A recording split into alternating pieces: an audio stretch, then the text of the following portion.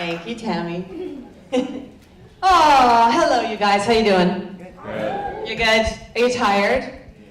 Yeah, right? You can say you're hungover. It's okay. I am too. So first, I want to thank you again. I know there was some thanks, but I want to thank as well all of the organizers, the funders, the Pinestone, the facilitators, all of you who came here for this incredible, incredible symposium and opportunity. Thank you. And I think a huge shout out needs to go to Miss Rachel Galluli, the balloon holder. Where are you? Where are you, Rachel? She's having a nervous breakdown in the back somewhere. Don't worry about it. We'll find her. Yeah, and I also want to say this for me was an incredible opportunity to sit and listen and watch and take part in all of the various pieces of information sharing and statistics and how you can grow an audience and how you can track all of that sharing of that knowledge and the accumulation of all of the pieces that everybody brought here, discovering that there are communities much like our own, that we're not alone in the wilderness. To that final, very moving performance, cleansing, I don't know what the hell that was, but I actually was so moved at one point I had to leave. I had to leave, and I drove home all the way home, blubbering like a 4-year-old and asking myself, what the hell just happened? So thank you. I still don't know the answer, but thank you. I'm a parent of 2 children, so I'm just scanning the room to make sure there's no little people here, and I will keep an eye open for them. That is to say, there may be some cuss words. So it's Sunday morning, but you know, comedy, Sunday morning cussing. What? We're all adults and all artists.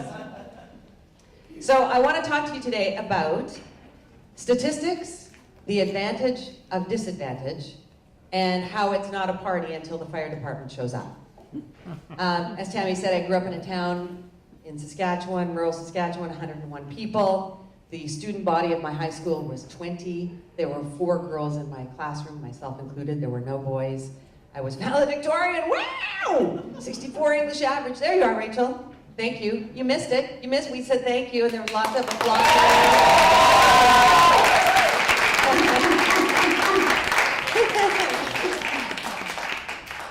So yeah, that's where I came from. That was my background. And then, of course, as Tammy said, when my girlfriends were planning their post-graduation trips to Cancun, I ended up going to Pakistan by accident. It's a long story. We'll share that story one day in 2018. And then when I got back to Regina, well, everybody else I knew was planning on taking advantage of the oil boom and moving to Calgary to find work. I moved to Toronto. What? Where I ended up working for a film and television company. I auditioned for the American Academy of Dramatic Arts. I got accepted. I moved there.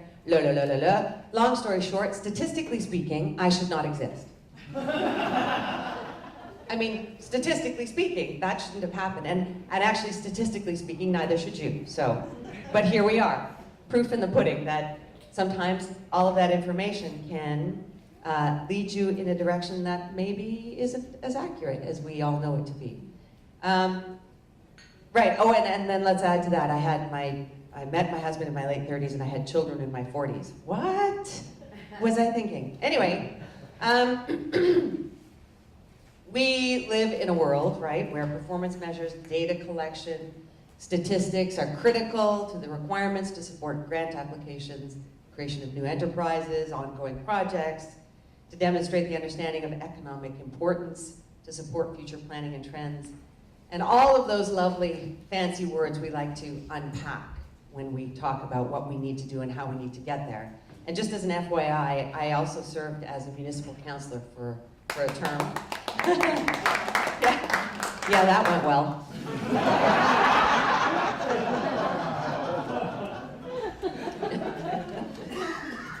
So I am all too familiar with the need to reach out and adopt synergistic opportunities in order to shift a paradigm that will foster best practices while ensuring core indicators support the recent SWOT analysis and projected vertical growth, which will move the needle and empower stakeholder buy-in without having to open the kimono.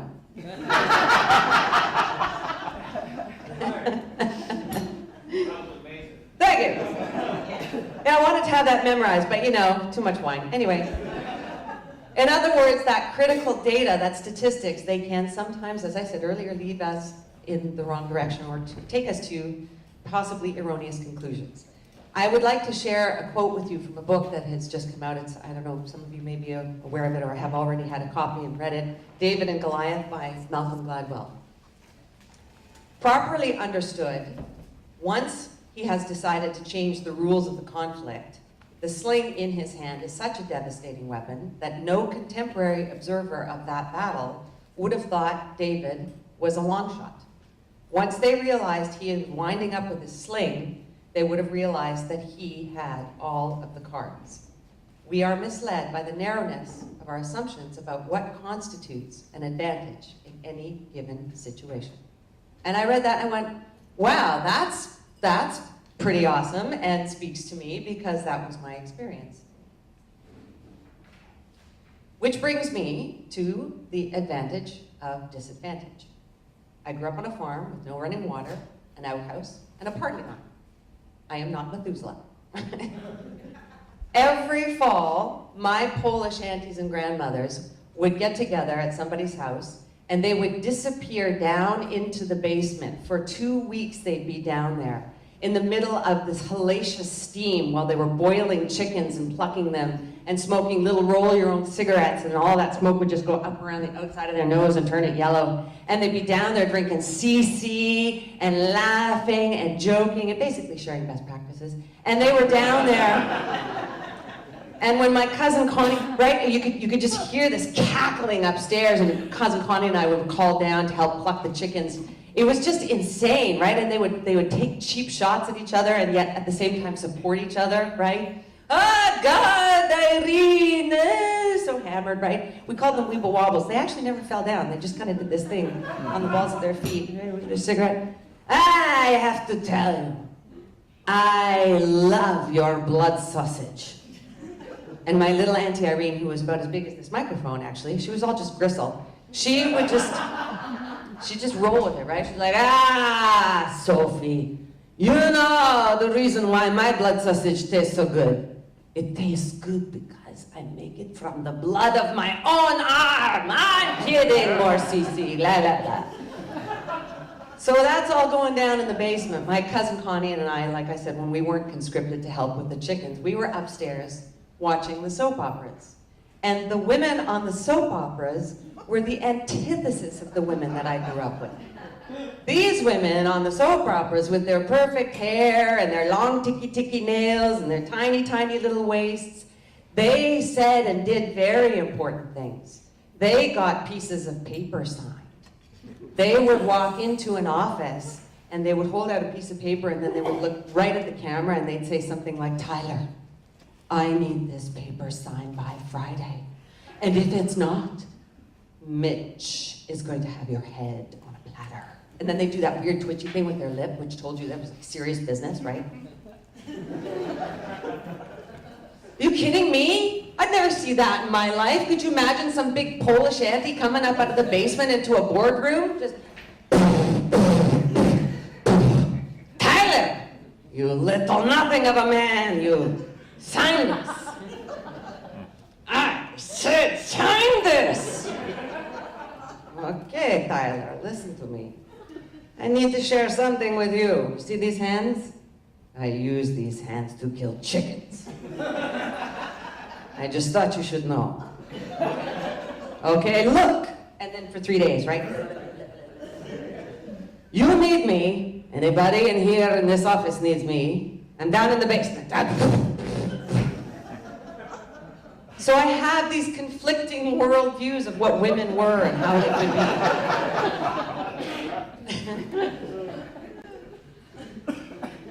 So this is 1972, and there's a huge glut of wheat on the world market.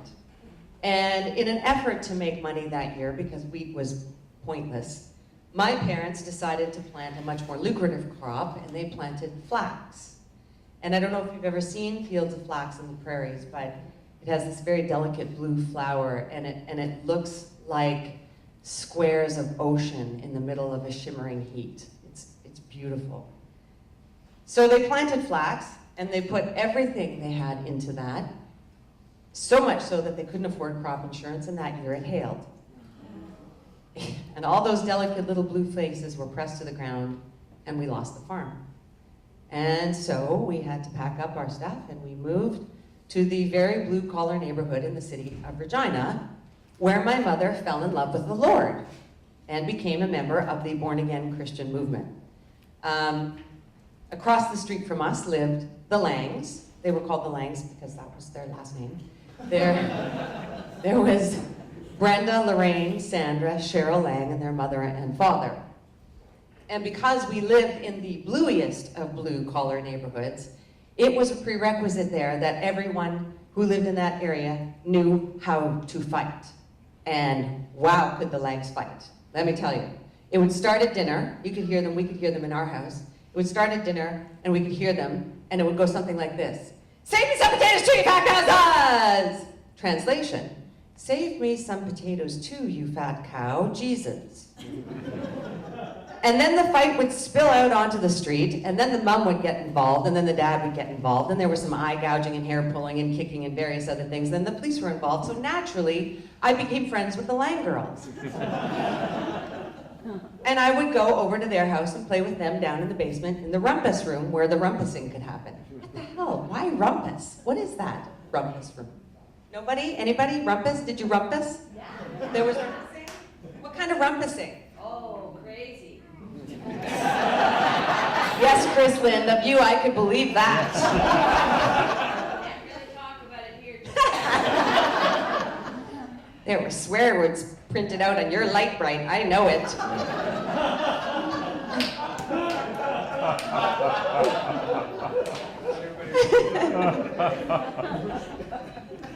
So it's important to note here that the born-again movement, now known as the Pentecostal movement, was really gaining ground in the prairies, and it would later be quantified, I guess, as the Bible Belt, sort of suggesting that not all data is numbers. It's also quantification of what? I don't know what that is, but because my mom had fallen in love with the Lord in a very, very big way, I was marked as very different in that blue-collar neighborhood. And this did not go unnoticed by Tammy Wiest.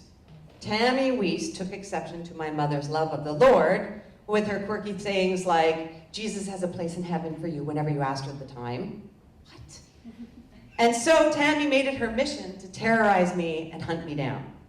And I would try every day to avoid her. I would take a different route to school, sometimes going 6 and 7 blocks the other direction. I would leave at different times.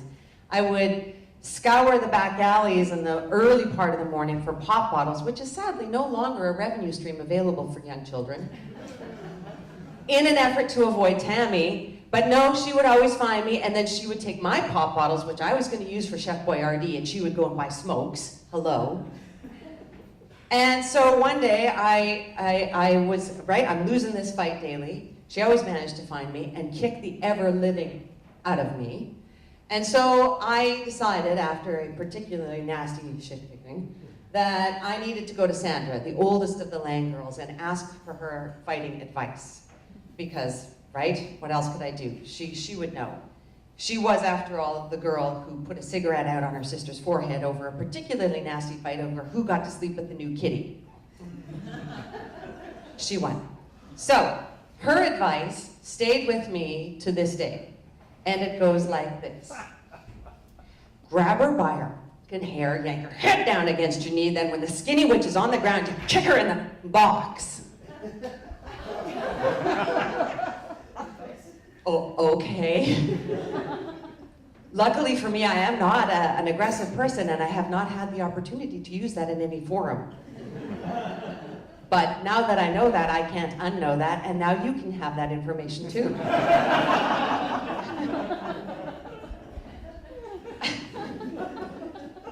My point is this: because I lived in one world, that being that blue-collar, cut-to-the-chase neighborhood that had no time to understand itself other than what was immediately in front of it, and also had to coexist in the born-again movement, where parents of that movement fell so completely in love with an idea that little things, mostly like logic and compassion and empathy, fell away. As a result, I was able to piece together an understanding intuitively of what the emotional and theatrical requirements are in order to put on a really good show. Yes?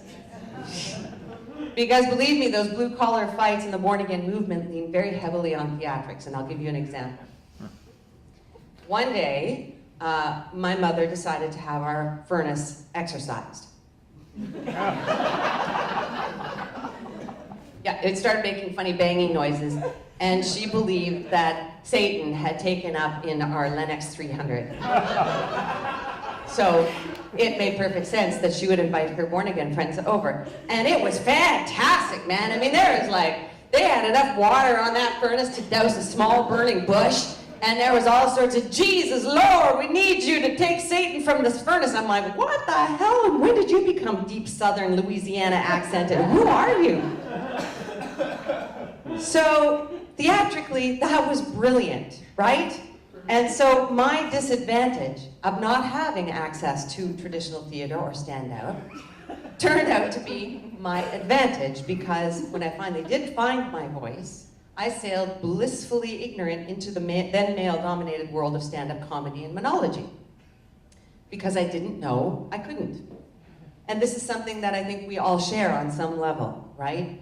At one point during our various career paths, thankfully, gratefully, we were unaware that we couldn't do something. And because we had nothing to inform us otherwise, we did it anyway. And then you bang your head when you start getting to a point when it's not working. But, you know, I'm going off my good inspirational message here.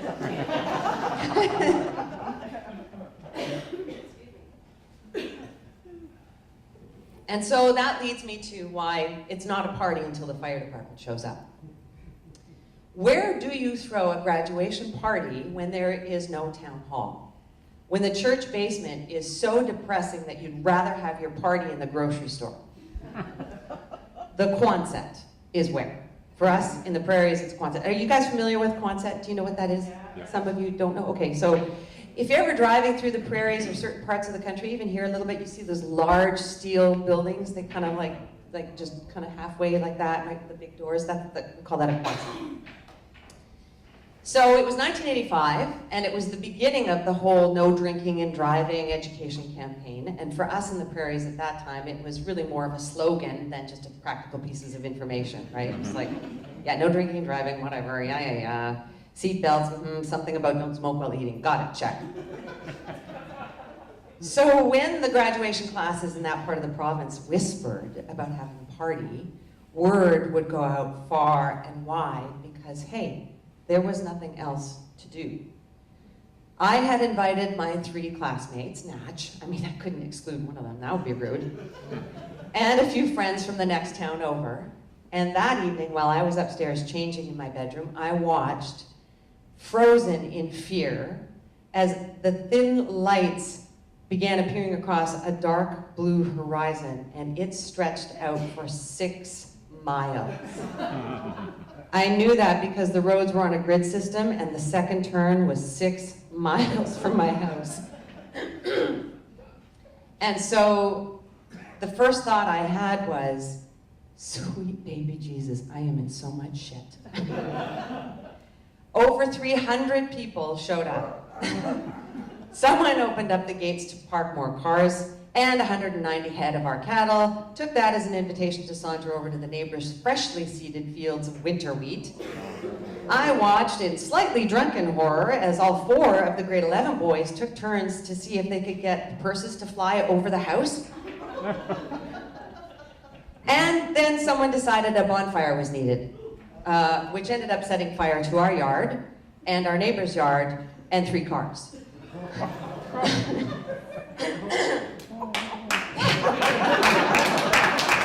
That's a party, man.